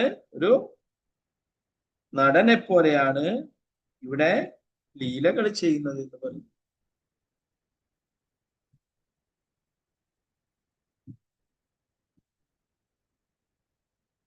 ഇവിടെ പറയുന്നു, ഭഗവാൻ തന്നെ പറയുന്നു ഭഗവത്ഗീതയിൽ 18:61 ഈശ്വരാ സർവഭൂതാനാം ഹൃദയശാർജുന തിഷ്ഠതി. എല്ലാവരുടെയും ഹൃദയത്തിൽ ഭഗവാൻ സ്ഥിതി ചെയ്യുന്നു വരുന്നു. ഭഗവാൻ എല്ലാവരുടെയും ഹൃദയത്തിനുള്ളിലും പുറത്തും സ്ഥിതി ചെയ്യുന്നു. ഉള്ളിൽ അദ്ദേഹം പരമാത്മാവായിട്ടും ഉപദേശകനും സാക്ഷിയുമായി വർത്തിക്കുന്നു.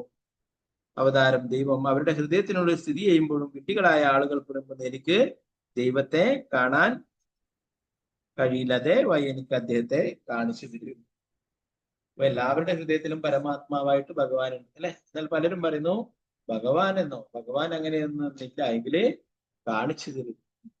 അപ്പൊ അങ്ങനെ പറയാൻ അവനെ സംസാരിക്കുവാനുള്ള ശക്തി നൽകുന്നത് ഭഗവാനാണ്. അവൻ എന്തെങ്കിലും അനക്കാൻ, ശരീരത്തിൽ എന്തെങ്കിലും ഒരു കൈ അനക്കാനോ കാലനക്കാനോ നാവ് അനക്കാനോ ഒക്കെ സാധിക്കുന്നത് ഭഗവാന്റെ ശക്തി അതൊന്നുകൊണ്ടാണ് അല്ലെ. അപ്പോ അത് മനസ്സിലാക്കാത്ത വിഡ്ഢികളായിട്ടുള്ള ആൾക്കാർ ഇങ്ങനെ പറയുന്നു ഭഗവാൻ ഉണ്ടെങ്കിൽ എനിക്ക് കാണിച്ചു തരും. അതുപോലെ ചില ആൾക്കാർ പറയും ഭഗവാൻ ഉണ്ടെങ്കിൽ എന്നോട് സംസാരിക്കും. ഭഗവാൻ സംസാരിക്കുന്നത് പഠിക്കാനോ കേൾക്കാനോ താല്പര്യമില്ല, പിന്നെ എങ്ങനെയാണ് അത് മനസ്സിലാവും അല്ലെ. ഭഗവത്ഗീത ഭഗവാന്റെ തിരുമുഖത്ത് നിന്ന് വന്നിട്ടുള്ളതാണ് അല്ലെ. ഭഗവാനുവാച, ഭഗവാൻ പറഞ്ഞിട്ടുള്ളത്. അപ്പൊ ഭഗവാൻ സംസാരിക്കുന്നുണ്ട്, ഭഗവാൻ കാണുന്നുണ്ട്, ഭഗവാൻ കേൾക്കുന്നുണ്ട് അല്ലെ. അപ്പോ എന്നാൽ വിഡ്ഢികളായിട്ടുള്ള ആൾക്കാർക്ക് അത് മനസ്സിലാവും. അവർ അതിന് തക്കതായിട്ടുള്ള യോഗ്യത നേടണം. തമോ ഗുണത്തിലോ രജോ ഗുണത്തിലോ തമോ ഗുണത്തിലോ നിന്നിട്ട് എനിക്ക് ഭഗവാനെ കാണണം എന്ന് പറഞ്ഞിട്ട് ഒരിക്കലും സാധിക്കില്ല അല്ലെ. അവര് ഭക്തിയുത സേവനങ്ങൾ അനുഷ്ഠിച്ചിട്ട് ആ സത്വഗുണത്തിലും അതിനുപരിയായിട്ട് ശുദ്ധ സത്വഗുണത്തിലും എത്തിച്ചേരും. അങ്ങനെയാണെങ്കിൽ ഭഗവാനെ കാണാനും കേൾക്കാനും ഒക്കെ സാധിക്കും. പ്രതിമാനഹിതു സാക്ഷാവൃത്തി എന്ന് ആ സാക്ഷിഗോപാലിന്റെ ലീലയിൽ ഭഗവാനോട് പറയുന്നു അങ്ങ് സംസാരിക്കാൻ കഴിയുമെങ്കിൽ എന്താണ് അങ്ങേക്ക് നടക്കാനും സാധിക്കും. എന്റെ കൂടെ വരൂ ജഗന്നാഥപുരിയിലേക്ക് അല്ലെ. വൃന്ദാവനത്ത് നിന്ന് ഗോപാൽ സാക്ഷി പറയാനായിട്ട് ജഗന്നാഥപുരിയിലേക്ക്. ഓ ഭഗവാനെ എല്ലാം സാധിക്കും.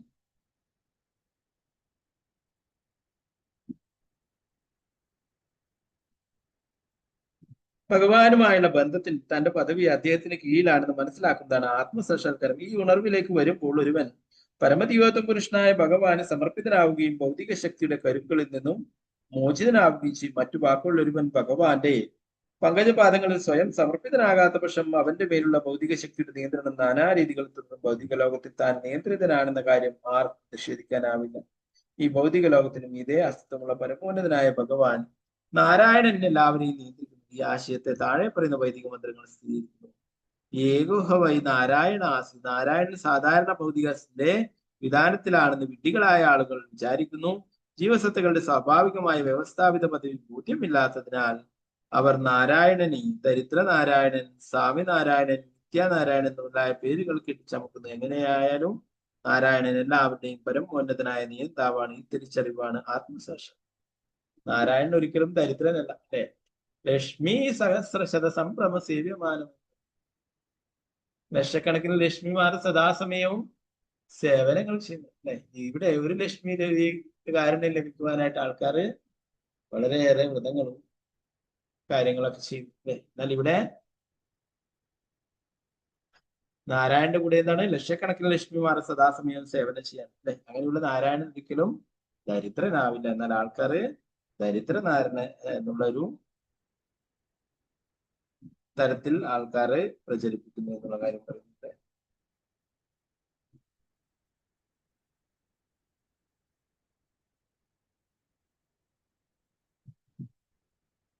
അടുത്ത ശ്ലോകത്തിൽ പറയുന്നത് എന്റെ ഭഗവാനെ ബ്രഹ്മദേവനും മറ്റു ദേവന്മാരും മുതൽ താഴേക്ക് ഈ ലോകത്തിന്റെ രാഷ്ട്രീയ നേതാക്കൾ വരെ ഈ വിശ്വത്തിലെ മഹാനേതാക്കളെല്ലാം അങ്ങയുടെ ആധികാരികതയിൽ അസൂയാലുക്കളാണ്. അങ്ങയുടെ സഹായമില്ലാതെ അവർക്ക് ഒറ്റയ്ക്കായി കൂട്ടായി ഈ പ്രപഞ്ചത്തിലെ അസംഖ്യം വരുന്ന ജീവസത്തുക്കളെ സംരക്ഷിക്കുവാനാവില്ല. മനുഷ്യ ജീവികളും നാനാതരം പശ്യമൃഗാദികളും കൃഷ്ണലതാദികളും ഉൾപ്പെടെ ഈ ഭൗതിക ലോകത്തിൽ കാണപ്പെടുന്ന എല്ലാറ്റിന്റെയും യഥാർത്ഥ സംരക്ഷകൻ അവിടുന്ന് മാത്രം. നേരത്തെ ലക്ഷ്മി ദേവി പറഞ്ഞ പോലെ തന്നെയാണ് ഇവിടെ മനുവും പറയുന്നത് അല്ലെ. എന്താണ് എല്ലാവരുടെയും യഥാർത്ഥ സംരക്ഷകൻ എന്ന് പറയുന്നത് ഭഗവാനെ അങ്ങ് മാത്രമാണ്.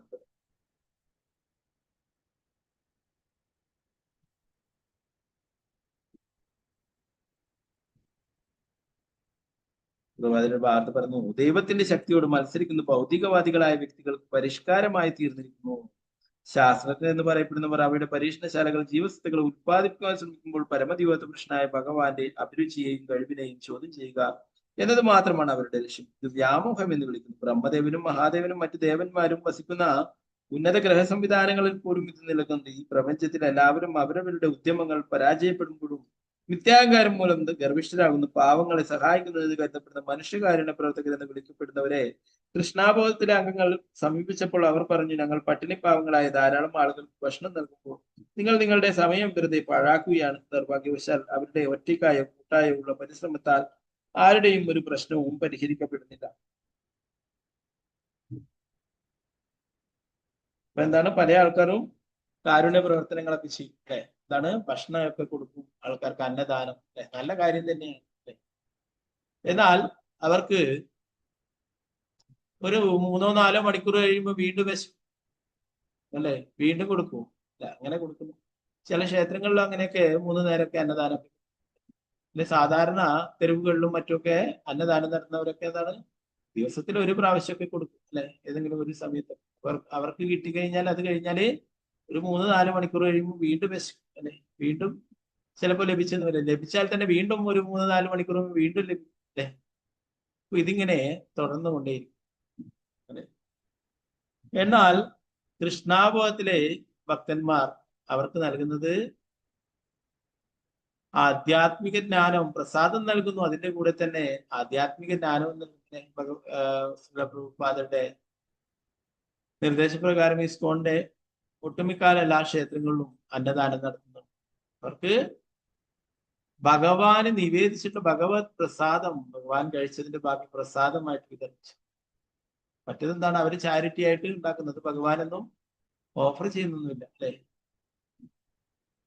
ഭഗവാൻ പറയുന്നു, എനിക്ക് ഓഫർ ചെയ്യാത്ത കാര്യങ്ങളൊക്കെ എന്താണ്, അത് സ്വന്തം നാവിന്റെ തൃപ്തിക്കായിട്ടുള്ളതാണ്, പാപത്തെയാണ് ഭജിക്കുന്നത്. കൃഷ്ണാബോധത്തില് ഉള്ളവരെന്താ ചെയ്യുന്നത്, അത് ഭഗവാന് നിവേദിച്ച് ഭഗവത് പ്രസാദമായിട്ട് നൽകുന്നു. അത് ഭഗവാന്റെ കാരുണ്യം. അതിന്റെ കൂടെ തന്നെ എന്താണ്, അവർക്ക് ആധ്യാത്മിക ജ്ഞാനവും പകർന്നു നൽകുന്നു. അപ്പൊ ഈ വിശപ്പ് ഈ ലോകത്തിൽ വന്നത് കൊണ്ടാണ് വിശപ്പ്, ആഹാരം, നിദ്ര, ഭയം, മൈഥുനം അല്ലെ. അപ്പോ ഇതിനായിട്ട് ആൾക്കാർ ശ്രമിച്ചുകൊണ്ടേയിരിക്കും. അപ്പോ ആഹാരം വേണം, അത് നൽകുന്നത്, അന്നദാനം നൽകുന്നതൊക്കെ നല്ലത് തന്നെയാണ്, ചാരിറ്റിയാണ് ഇവിടെ നമ്മുടെ അമ്പലത്തിൽ. അപ്പൊ അതിനേക്കാളും എന്താ പറയുന്നത് ഇവിടെ പ്രഭാതിര് പറയുന്നു, അങ്ങനെയുള്ളവരെന്താ പറയുന്നത്, കൃഷ്ണാബോധത്തിലെ ആൾക്കാർ കൃഷ്ണാബോധം പ്രചരിപ്പിക്കുമ്പോൾ നിങ്ങൾ വെറുതെ സമയം പാഴാക്കിയാണ് അല്ല, അവരെ ഭഗവാന്റെ ഭക്തി സേവനത്തിലേക്ക് കൊണ്ടുവരും, ഭഗവാന്റെ നാമം ജപിപ്പിക്കുകയും ഒക്കെ ചെയ്യുമ്പോൾ എന്താണ്, അവർക്ക് ഇനിയും ഈ ഭൗതിക ലോകത്തിൽ അലഞ്ഞു തിരിയാനായിട്ട് അവസരമില്ലാതാവും. അല്ലെങ്കിൽ എന്താണ്, ഇനി വീണ്ടും ഇവിടെ ജനിച്ചും മരിച്ചും കൊണ്ടേയിരിക്കും അല്ലെ. അവർക്ക് ഇവിടെ വന്നത് കൊണ്ടാണ് ഈ പട്ടിണിയും ദാരിദ്ര്യവും അല്ലെങ്കിൽ അങ്ങനെയുള്ള കാര്യങ്ങളൊക്കെ, വിശപ്പും ദാഹവും ഇതൊക്കെ അല്ലെ. അപ്പോ ഇവിടുന്ന് ശാശ്വതമായിട്ട് രക്ഷപ്പെട്ടു പോകാനുള്ള വഴിയാണ് ഇസ്കോണിലുള്ള ഭക്തന്മാര് പറഞ്ഞു നൽകും. ഒരു പ്രസാദവും നൽകും, അതിന്റെ കൂടെ തന്നെ കൃഷ്ണാബോധം നൽകുന്നു. കൃഷ്ണാബോധം ലഭിച്ചിട്ടുള്ള ഒരു വ്യക്തി, പരിശീലിച്ചിട്ടുള്ള ഒരു വ്യക്തിക്ക് വീണ്ടും ഈ ഭൗതിക ലോകത്തില് വേറൊരു അമ്മയുടെ ഗർഭപാത്രത്തിലേക്ക് വന്ന് പിറക്കേണ്ടതായിട്ടില്ല അല്ലെ. തിരിച്ച് ഭഗവാന്റെ അടുത്തേക്ക് പോകാനായിട്ട് സാധിക്കും. അപ്പൊ അതാണ് യഥാർത്ഥ പരോപകാരം. ശ്രീ ചൈതന്യ മഹാപ്രഭു പറയുന്നതാണ്, ഭാരതഭൂമിയിലെ മനുഷ്യ ജന്മയാലും ജന്മസാർത്ഥകരി കരോ പരോപകാരം. നമ്മള് കൃഷ്ണാബോധം സ്വീകരിക്കുകയും ഭഗവാന്റെ ഭക്തി സേവനങ്ങൾ അനുഷ്ഠിക്കുകയും മറ്റുള്ളവർക്കും കൃഷ്ണാബോധം പകർന്നു നൽകുകയും ചെയ്യണം. അതാണ് യഥാർത്ഥ പരോപകാരം. ഇതൊക്കെ വസ്ത്രമില്ല, ഭക്ഷണം, വിശക്കുന്നവന് ഭക്ഷണം കൊടുക്കുന്നത്, വസ്ത്രമില്ലാത്തവന് വസ്ത്രം കൊടുക്കുന്നത്, ജോലി ഇല്ലാത്തവന് ജോലി മേടിച്ചു കൊടുക്കുന്നത്, ഇതൊക്കെ നല്ല കാര്യം തന്നെയാണ്, ചാരിറ്റി തന്നെയാണ്. എന്നാൽ ഏറ്റവും വലിയ പരോപകാരം എന്ന് പറയുന്നത് വീണ്ടും അവനെ ഇവിടെ ഈ ഭൗതിക ലോകത്തിൽ വന്നിട്ട് കഷ്ടപ്പെടാതിരിക്കുവാൻ വേണ്ടിയിട്ട് അവനെ സഹായിക്കുക എന്നുള്ളതാണ്. അവന് കൃഷ്ണാബോധം നൽകുക, അവനെ ഈ ഭക്തി സേവനങ്ങളിൽ ഉൾപ്പെടുത്തുക എന്നുള്ളതാണ്. പ്രഭാതർ പറയുന്നു, പലപ്പോഴും അവര് പറയും, നിങ്ങളൊക്കെ വെറുതെ സമയം പാഴാക്കുന്നവരാണ് എന്ന് പറയാറുണ്ട്. ദൗർഭാഗ്യവശാൽ അവരുടെ കൂട്ടായുള്ള പരിശ്രമങ്ങളാൽ ആരുടെയും ഒരു പ്രശ്നവും പരിഹരിക്കട്ടെ. അപ്പൊ ഈ ലോകത്തിലെ ഒരു സ്ഥലത്തല്ലെങ്കിൽ ഒരു സ്ഥലത്ത് പ്രശ്നങ്ങൾ ഉണ്ടാവില്ല. പട്ടിണിയായാലും മറ്റു വസ്ത്രങ്ങളില്ലാത്തതായാലും മറ്റു രോഗങ്ങളായാലും ഒക്കെ ഇത് തീർച്ചയായിട്ടും ഉണ്ടാവും. നമ്മൾ പറഞ്ഞു ആധ്യാത്മിക, ആദി ഭൗതിക, ആദി ദൈവിക ത്രിവിധ ക്ലേശങ്ങൾ എല്ലാവരെയും ബാധിക്കും. ഇതിൽ നിന്നൊക്കെ രക്ഷപ്പെട്ട് തിരിച്ച് ഭഗവാന്റെ അടുത്തേക്ക് പോകാൻ പ്രാപ്തരാക്കുകയാണ് ശരിക്കും കൃഷ്ണാഭാവത്തിലുള്ളവരെ ചെയ്യുന്നത്, സഹായിക്കുന്നത്.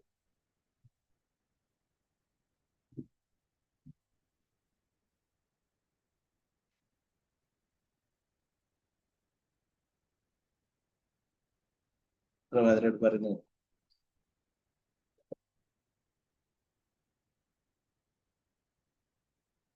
അവർ പരമോന്നതനായ യഥാർത്ഥ, ചിലപ്പോൾ സാമ്യമാരെന്ന് വിളിക്കുന്ന ചില പാവപ്പെട്ട ആളുകളെ അവർ ദരിദ്രനാരായണന്മാർ ഭിക്ഷക്കാരായുള്ള ഭഗവാന്റെ അവതാരങ്ങളെ തീറ്റിപ്പോറ്റാൻ വളരെ ഉത്സുകരാണ്. അവർ പരമോന്നതനായ യഥാർത്ഥ നാരായണനെ സേവിക്കുന്നതിനേക്കാൾ മുൻഗണന ഉത്പാദിപ്പിക്കപ്പെട്ട ദരിദ്ര നാരായണനെ സേവിക്കുന്നത്. അവർ പറയുന്നു, നാരായണ ഭഗവാനെ സേവിക്കുന്നത് പ്രോത്സാഹിപ്പിക്കുന്ന ലോകത്തിലെ പട്ടിണി അനുഭവിക്കുന്ന ജനങ്ങളെ സേവിക്കുന്നതാണ് ശ്രേഷ്ഠം. നിർഭാഗ്യവശാൽ അത്തരം ഭൗതികവാദികൾ ഒറ്റയ്ക്കും ഐക്യരാഷ്ട്രസഭയുടെ എന്ന കൂട്ടായും എത്തിച്ചിട്ടും തങ്ങളുടെ പദ്ധതികൾ ഫലപ്രദമാക്കാൻ അവർ കഴിയുന്നില്ല. സത്യം എന്തെന്നാൽ അനേകം കൂടി മനുഷ്യജീവികളും പശുമൃഗാദികളും വൃക്ഷലതാദികളും തീർച്ചയായും എല്ലാ ജീവസത്തുകളും മുഴുവനായും സംരക്ഷിക്കപ്പെടുന്നത് ദിവ്യോത്തമ പുരുഷനായിട്ടുള്ള ഭഗവാനാലാണ്. അപ്പൊ ഭഗവാന് മാത്രമേ എല്ലാവരെയും സംരക്ഷിക്കുവാനായിട്ട് സാധിക്കുകയുള്ളൂ. ഇപ്പൊ പല ആൾക്കാർ വിചാരിക്കുന്നത് ഞങ്ങള് സംരക്ഷിക്കുന്നതാണ് എന്ന് വിചാരിക്കുന്നത്. എന്നാൽ ഒരിക്കലും അല്ല എന്ന് പറയും. എല്ലാവരെയും സംരക്ഷിക്കാൻ ആർക്ക് മാത്രമേ സാധിക്കുള്ളൂ? ഭഗവാന് മാത്രമേ സാധിക്കൂ. നമ്മൾ ഭഗവാന്റെ സേവനങ്ങൾ ചെയ്യുക. ഭഗവാൻ സംതൃപ്തനായ എന്താണ്? സകലരും സംതൃപ്തരായി. അല്ലെ? നമ്മൾ നേരത്തെ ദേവി ദേവന്മാരെ ആരാധന കുറിച്ചത് യഥാതരോ മൂല നിഷേധം അല്ല. ആ ജലം ഒരു വൃക്ഷത്തിന്റെ ചുവട്ടില് വേരിൽ വെള്ളം ഒഴിക്കുകയാണെങ്കിൽ അതിന്റെ എല്ലാ ശാഖകളിലും ഉപശാഖകളിലൊക്കെ ലഭിക്കും. അല്ലെ? ഓ അതുപോലെ ഭഗവാന്റെ സേവനങ്ങൾ ചെയ്യുകയാണെങ്കിൽ എല്ലാ ദേവീദേവന്മാരും എല്ലാവരും തൃപ്തരാകും. ഭഗവാന് മാത്രമേ അവരൊക്കെ തൃപ്തരാക്കാനും അവരെ സംരക്ഷിക്കുവാനും യഥാർത്ഥത്തിൽ കഴിയുള്ളൂ എന്ന് പറയുന്നു.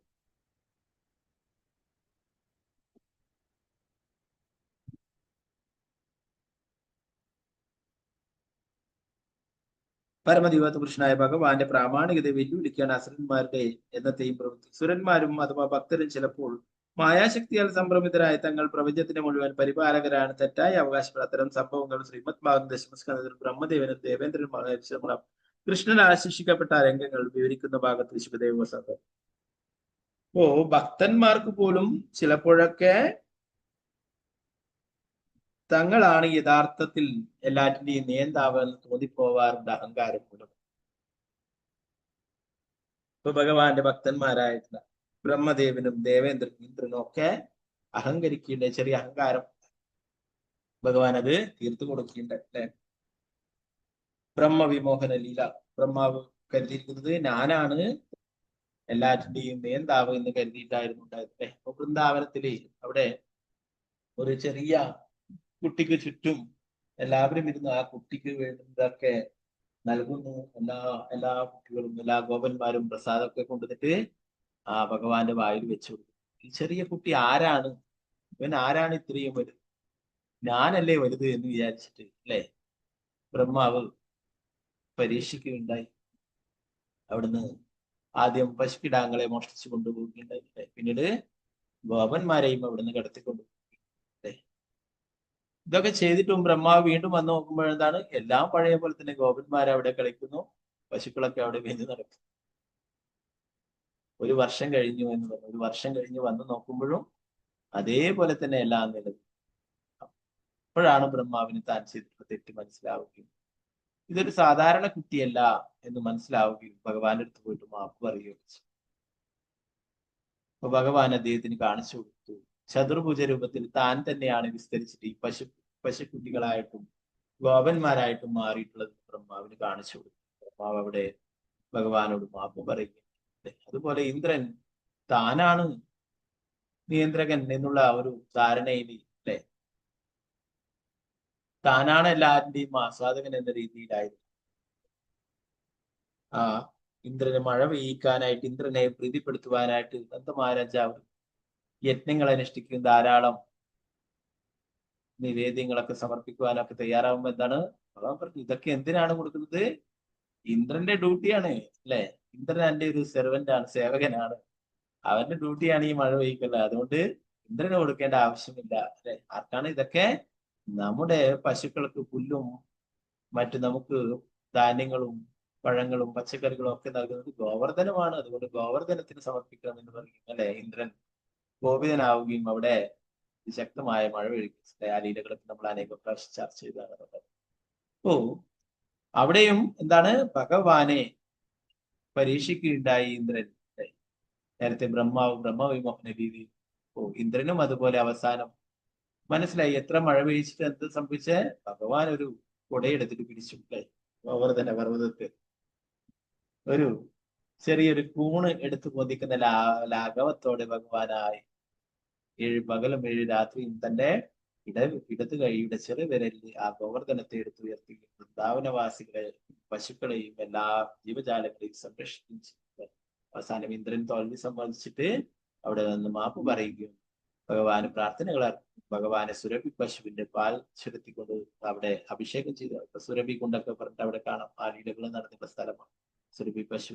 ഇന്ദ്രലോകത്തിലുള്ള സുരഭി പശുവിനെ കൊണ്ടുവന്നിട്ട് പാൽ ചുരത്തി ഭഗവാൻ അഭിഷേകം ചെയ്യും. അതിന് മാപ്പ് പറയും.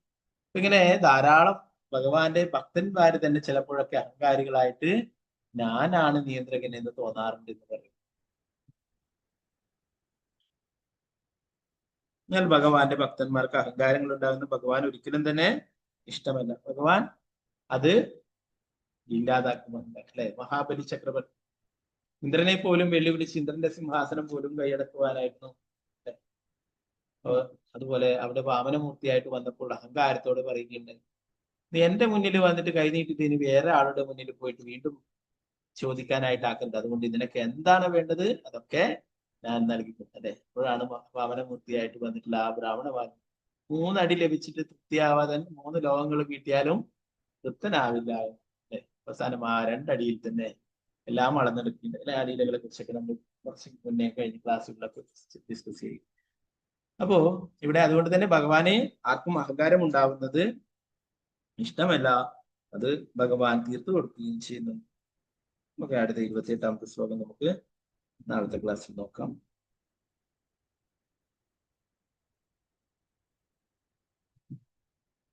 ഓക്കെ, ഇന്ന് വേറെ വിശേഷങ്ങളുള്ള ദിവസമാണ്. ഞാൻ നേരത്തെ പറഞ്ഞു ഗോപാൽ ഭട്ട ഗോസ്വാമി അദ്ദേഹത്തിന്റെ ആവിർഭാവ ദിനമാണ്. അദ്ദേഹം ഇവിടെ ലീലകൾ ചെയ്യാനായിട്ട് അവതരിച്ചിട്ടുള്ള വിശേഷപ്പെട്ട തിഥിയാണിന്ന്. ഫാസ്റ്റിങ്ങും ഒന്നുമില്ല. അപ്പോൾ നമ്മൾ നേരത്തെ ഒക്കെ ഡിസ്കസ് ചെയ്തിട്ടുണ്ട് അല്ലെ. എന്നാലും ആ ആചാരന്റെ തിഥിയിൽ നമ്മൾ ആ ആചാരത്തെ പറ്റിയിട്ട് ഓർമ്മിക്കേണ്ടതാണ്. ഗോപാൽ ഭട്ട് ഗോസ്വാമിയുടെ മനോഹരമായിട്ടുള്ള മൂർത്തിയാണ് വൃന്ദാവനത്തിലെ ഉള്ള രാധാരമൺ ടെമ്പിളിലുള്ള ഭഗവാന്റെ ആ മനോഹരമായിട്ടുള്ള രൂപം അല്ലെ. അപ്പോ അദ്ദേഹത്തിന് ലഭിച്ചിട്ടുള്ള സാലഗ്രാം ശിലകളിൽ ഒന്നാണ് സാക്ഷാൽ ഭഗവാനായിട്ട് പ്രത്യക്ഷനായിട്ട് അവതരിച്ചിട്ടുള്ളത് അല്ലെ. അദ്ദേഹം ആഗ്രഹിച്ചു മനസ്സിലാക്കി വൃന്ദാവനത്തിലെ ധാരാളം ആൾക്കാർ മൂർത്തികളെ വെച്ച് ആരാധിക്കുന്നു. അദ്ദേഹം ആ ഒരു വ്യക്തി ആ വിഗ്രഹങ്ങളൊക്കെ അണിയിക്കുവാനായിട്ട് ആഭരണങ്ങളും വസ്ത്രങ്ങളൊക്കെ നൽകുന്ന അവസരത്തില് ഗോപാൽ ഭട്ട ഗോസ്വാമി അദ്ദേഹത്തിനും നൽകി. അദ്ദേഹം പറഞ്ഞു, എൻ്റെ അടുത്ത് സാലഗ്രാം ശിലകളെ എനിക്ക് ഈ ആഭരണങ്ങളും വസ്ത്രങ്ങളും ഒന്നും അണിയിക്കുവാനായിട്ട് സാധിക്കില്ല എന്ന്. അദ്ദേഹം എന്നാലും ഇതാടെ വെച്ചോളൂ. പിന്നീട് അദ്ദേഹം മനസ്സുകൊണ്ട് ആഗ്രഹിച്ചു, എനിക്കും ഒരു മൂർത്തി ഉണ്ടായിരുന്നെങ്കിൽ എനിക്കും ഇതുപോലെ എല്ലാവരും ചെയ്യുന്നതുപോലെ ഭംഗിയായിട്ട് ഭഗവാന് ആഭരണങ്ങളും വസ്ത്രങ്ങളൊക്കെ ഇട്ട് അണിയിച്ചൊരുക്കാമായിരുന്നു എന്നൊക്കെ ആഗ്രഹിച്ചില്ലേ. ആ തുണിയിൽ പൊതിഞ്ഞു വെച്ച് സാലഗ്രാമുകളൊക്കെ അവിടെ സൂക്ഷിച്ചു. രാത്രി തുടങ്ങി രാവിലെ ഇതൊക്കെ തുറന്നു നോക്കിയപ്പോഴെന്താണ് അതിലൊരു സാലഗ്രാം ശില സ്വയം ഭഗവാനായിട്ട് അവതരിച്ചിരിക്കുന്നു, രാധാരമണനായിട്ട്. ഇന്നും നമുക്ക് അവിടെ കാണാം രാധാരമൺ അല്ലെ. ടെമ്പിളിൽ പോയാൽ കഴിഞ്ഞാൽ ഗോപാൽ ഭട്ട ഗോസ്വാമി ആരാധിച്ചിട്ടുള്ള ആ മൂർത്തിയെ കാണാം. വൃന്ദാവനത്തിൽ മറ്റെല്ലാം ആ മൂർത്തികളെയും മുഗൾ രാജാക്കന്മാരുടെ ആക്രമണത്തെ ഭയന്നിട്ട് അവിടുന്ന് രാജസ്ഥാനിലേക്ക് കൊണ്ടുപോവുകയുണ്ടായി, ജയ്പൂരിലേക്കൊക്കെ മാറ്റുകയുണ്ടായി. എല്ലാ മൂർത്തികളും വലിയ വലിയ ഗോസ്വാമിമാരുടെ എല്ലാ വലിയ മൂർത്തികളും എന്നാൽ രാധാരാമൻ വളരെ മനോഹരമായിട്ടുള്ള ചെറിയൊരു രൂപമാണ്. അപ്പോ അതുകൊണ്ട് തന്നെ അതിനെ അവിടെ തന്നെ ഒളിപ്പിക്കുവാനായിട്ട് അവർക്ക് മറ്റുള്ള അക്രമികളിൽ നിന്നും ഒളിപ്പിച്ചു വെക്കാനായിട്ട് സാധിക്കും. പിന്നീട് അത് വീണ്ടും ആരാധനകളൊക്കെ ചെയ്യാം. അപ്പൊ അത് വിട്ടിട്ട് എവിടേക്കും പോയിട്ടില്ല.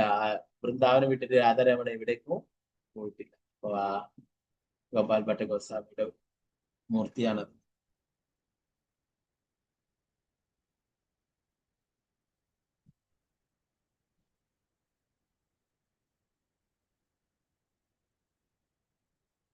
അപ്പോ ശ്രീ ചൈതന്യ മഹാപ്രഭുവിന്റെ കാരുണ്യം കിട്ടിയതിനെ കുറിച്ച് പറയുന്നു.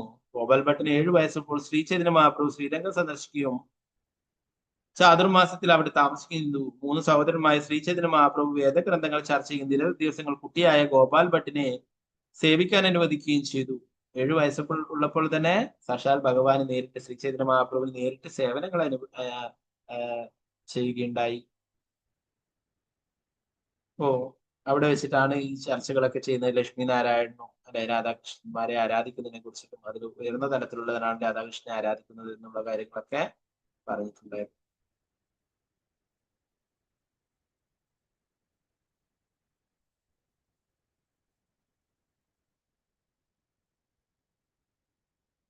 ഇപ്പോഴും അവിടെ ബാക്കിയുള്ള സാലഗ്രാം ശിലകളൊക്കെ അവിടെ കാണാം. അദ്ദേഹത്തിന്റെ സമാധി രാധാരാമൻ ക്ഷേത്രത്തിന്റെ പുറകിലോട്ടായിട്ട് കുറച്ച് പോയി കഴിഞ്ഞാൽ അവിടെ തന്നെ കാണാം അദ്ദേഹത്തിന്റെ സമാധി. ആ സമാധിയിൽ ബാക്കിയുള്ള സാലഗ്രാം ശിലകളൊക്കെ സൂക്ഷിച്ചു.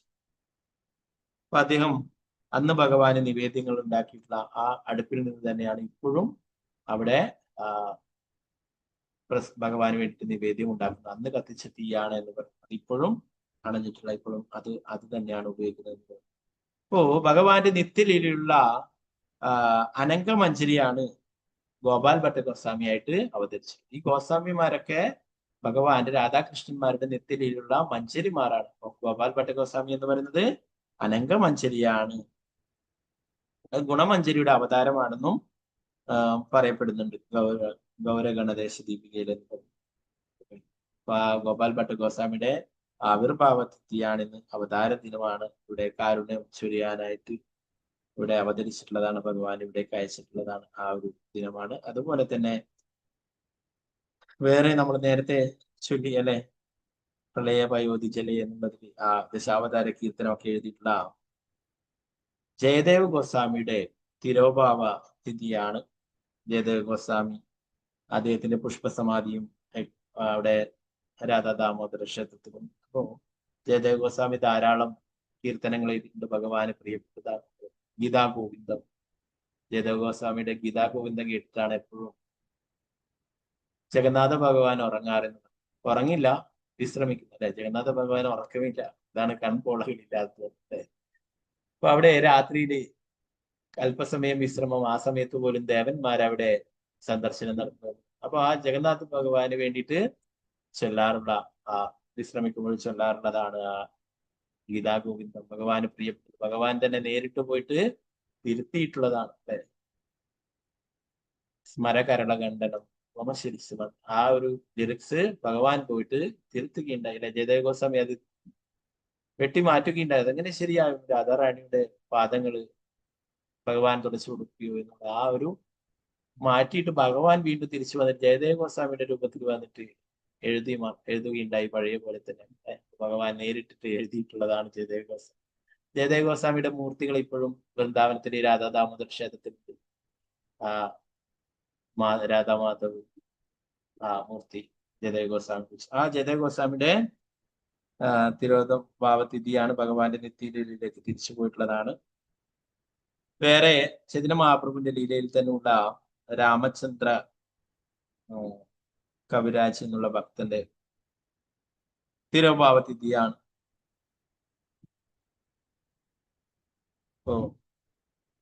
അദ്ദേഹത്തിനെ കുറിച്ചിട്ട് ആ ഒരു ശ്രീകൃഷ്ണ ചൈതന്യ ദയകരമോറി ആയതിൽ പറയും. രാമചന്ദ്ര സംഗമേ നരോത്തമദാസ അല്ലെ. ആ രാമചന്ദ്ര കവിരാജ്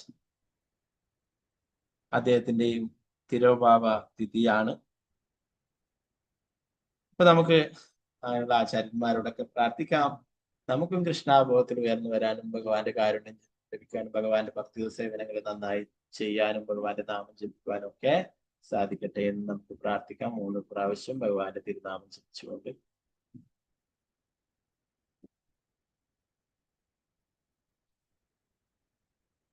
ഹരേ കൃഷ്ണ ഹരേ കൃഷ്ണ കൃഷ്ണ കൃഷ്ണ ഹരേ കൃഷ്ണ ഹരേ കൃഷ്ണ ഹരേ രാമ